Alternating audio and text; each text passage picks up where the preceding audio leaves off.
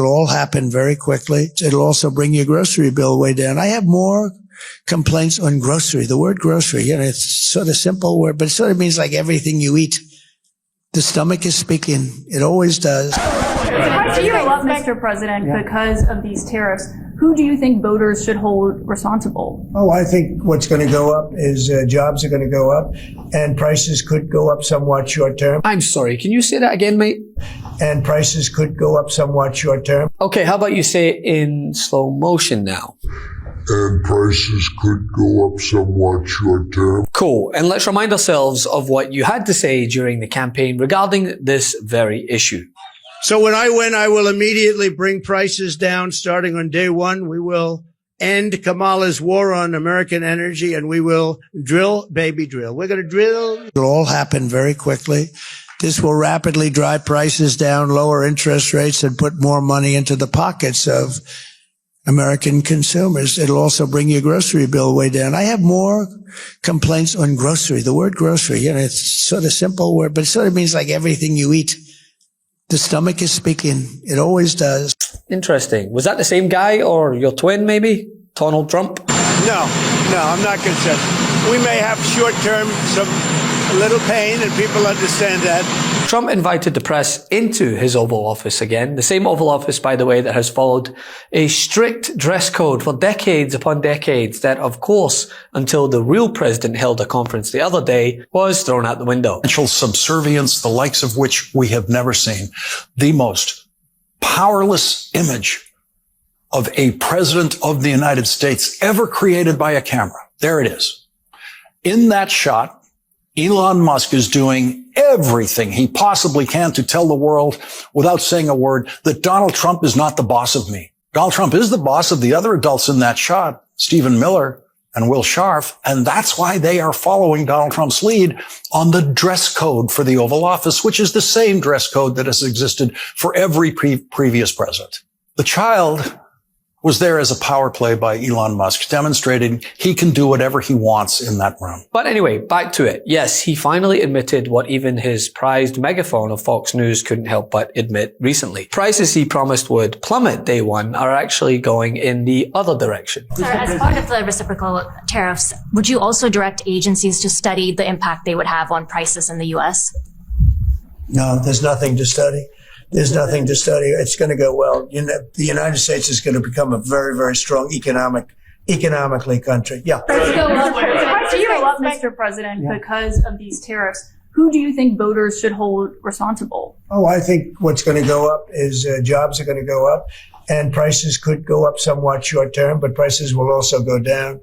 And I think the farmers are going to be helped by this very much. Frank, who did you vote for president? Mr. Trump. Right? Trump. Mr. Trump. If the election were today, Frank, would you vote for Donald Trump? No way. Couldn't happen. No. Now this comes days after Donald Trump offered a word salad that weaved from incoherent to incomprehensible when asked if he had any concrete policy proposals or timeline on his campaign promise to immediately halt inflation and bring down the price of, quote, everything. Supposed to plan. When do you think families would be able to feel prices going down? Groceries, energy, or are you kind of saying to them, hang on, inflation may get worse until it gets better? No, I think we're going to become a rich. Look, we're not that rich right now. We owe $36 trillion. That's because we let all these nations take advantage of us. Same thing, like $200 billion with Canada. We owe 300. We have a deficit with Mexico of $350 billion. I'm not going to do that. I'm not going to let that happen. To the point that host Brett Baer prodded for clarity and instead got more weaving just away from the point. $50 billion. But they have other problems. And let's go back over there because I'm the weaver. I'm the great weaver. You know that, Trust right? me. Okay? I'm the great weaver. Get it. Somebody said, oh, he rambled. No. Only the fake news says that. To weave, you have to be brilliant. To ramble, you don't have to be brilliant. I'll just get back in the weave there. No, I but, had to get you back there. But I like the weave because it covers a lot of territory. So I think it's only fair, as we are almost, midway through February, to do a quick check on his campaign promises just to get a gauge of where we're at, right? Well, he said he'd end the war in Ukraine very quickly, but instead has just openly admitted that Ukraine shouldn't be an equal negotiator in any discussions involving their own sovereignty and a war that they didn't start and that has taken thousands of lives. You have focused on what Ukraine is is giving up, what concessions will Putin be asked to make? I would start by saying the arguments that have been made that somehow coming to the table right now is making concessions to Vladimir Putin outright that we otherwise, or that the president of the United States shouldn't otherwise make. I just reject that at its face. There's a reason why negotiations are happening right now, just a few weeks after President Trump was sworn in as President of the United States. Vladimir Putin responds to strength. In 2014, he invaded Crimea, not during the presidency of Donald Trump. Over 4 years, there was no Russian aggression from 2016 to 2020. In 2022, Vladimir Putin took aggression on Ukraine. Once again, not... Do you see any future in which Ukraine returns to its pre-2014 borders?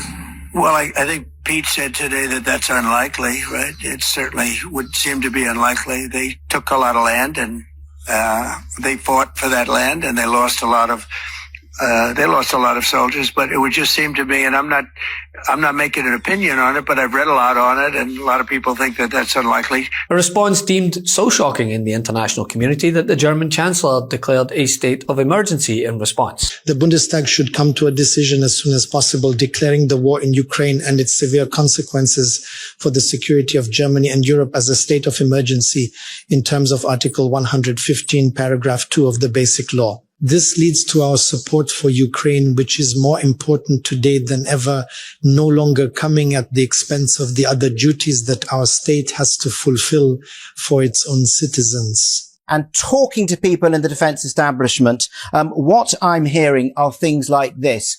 They, the US administration, are doing this above Zelensky's head. And on the overall approach, which is that no way will Vladimir Putin get all he wants, which is Ukraine, but Vladimir Zelensky will lose a huge amount of Ukraine. This is what I'm hearing of the US administration. The bastards are going to do this. And that's talking about the Trump administration right now. That is talking. They are the bastards. That is what people in the UK defence establishment are saying. Okay, thank you. Okay, so we'll mark that down as a no then. And what about bringing down the price of eggs? Something J.D. Vance said would happen so fast once in office. Eggs, when Kamala Harris took office, were short of $1.50 a dozen. Now a dozen eggs will cost you around $4 thanks to Kamala Harris's inflationary policies. We could do so much better. We certainly will. Noticed egg prices across the region continue to go up. Experts aren't seeing any relief in sight. Egg prices are estimated to increase about 20% more this year. That's compared to 2.2% for food prices in general. Egg prices are soaring. Last week, the average wholesale price for large white shell eggs reached $8 for a dozen. This is wholesale. Retail, it's higher than this. The previous all-time wholesale price was $5.46 back in December 2022. How much are eggs retail right now? Right now, probably $11, $12, $13, $14. Which ones you want? Brown eggs, you want free range eggs, etc., etc. But they're in the low teens right now. I've never seen anything like that. Well, $14 for a dozen eggs. They're killing the chickens. Yeah. And because of bird flu, right? Because of bird flu. Now let's ask the $64 trillion question.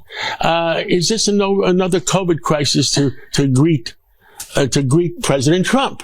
Wow. And we don't know that. I'm getting anxiety already. You just stuck your finger in it. Tell us. January 25th. So that's a no also. Got it. How about the cost of living? Well, considering he's taken deliberate action to make life more expensive for Americans away from groceries by coming after the CFPB that helped curtail credit card costs, overdraft fees, and actually removed medical debt from credit reports. I'd have to mark that down as a no also. And how about inflation as a whole? Let me be perfectly clear.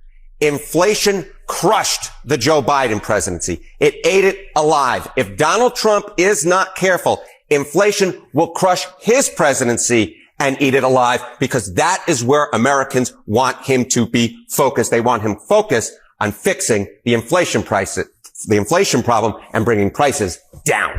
Breaking news. I'm going to do some math here. I just want to point out that inflation in the economy, 55%. I mean, that is basically everything. It is the whole kit and caboodle, and it doesn't matter what poll you look at. It is the economy stupid, although smart in your case. Rude.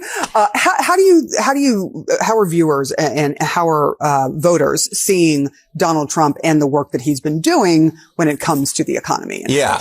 You know, there's a lot of things that folks have liked about Donald Trump's first few weeks in office. Inflation is not one of them. They believe that Donald Trump is not keeping his eyes on the prize. Is Trump focused enough on inflation? Not enough. 66%. That is 2/3 of the country. Just a third of the country say he's focused the right amount. Get this. 48% of Republicans say he's not focused enough on the problem of inflation. And he absolutely should be, because it is numero uno in the voters' mindset. Is there any sign that Americans feel a little bit better about the economy or not? No. You know, there's perhaps this idea that Donald Trump could come into office and, to borrow my first name, be like Harry Houdini and wave a magic wand and make the economy all better again. Economy is excellent or good. You go back to November of 2020, right? When Donald Trump lost re-election, it was 49%. By this past election, it was 32%. Look at where we were in a recent Marquette University Law School poll. It was 27%. Okay, well, sensing a trend here. Well, at least he kept his new promise of having the Gulf of Mexico changed to Gulf of America. That ought to take the sting out of things, huh? Can't get enough Midas? Check out the Midas Plus Substack for ad-free articles, reports, podcasts, daily recaps from Ron Filipkowski, and more. Sign up for free now at MidasPlus.com.